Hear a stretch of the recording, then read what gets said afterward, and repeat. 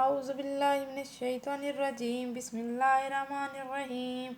سورۃ الانفطار مکیہ۔ شروع اللہ کے نام سے جو بڑا مہربان نہایت رحم کرنے والا ہے۔ جب آسمان پھٹ جائے گا اور جب تارے بکھر جائیں گے اور جب سمندر پھاڑ دیے جائیں گے اور جب قبریں کری دی جائیں گی، جان لے گا ہر شخص کہ کیا آگے بھیجا اس نے اور کیا پیچھے چھوڑا اس نے۔ اے انسان، آخر کس چیز نے دھوکہ دیا تجھ کو تیرے رب کے بارے میں جو بہت کرم کرنے والا ہے، جس نے پیدا کیا تجھے، پھر نیک سکھ سے درست کیا اور متناسب بنایا تجھے، جیسی بھی شکل و صورت میں چاہا جوڑ کر تیار کیا تجھے۔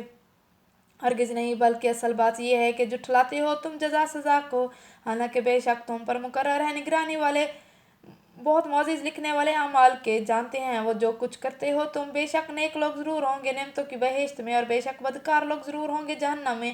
داخل ہوں گے وہ اس میں جزا اور سزا کے دن، اور نہیں ہو سکیں گے وہ اس سے غائب۔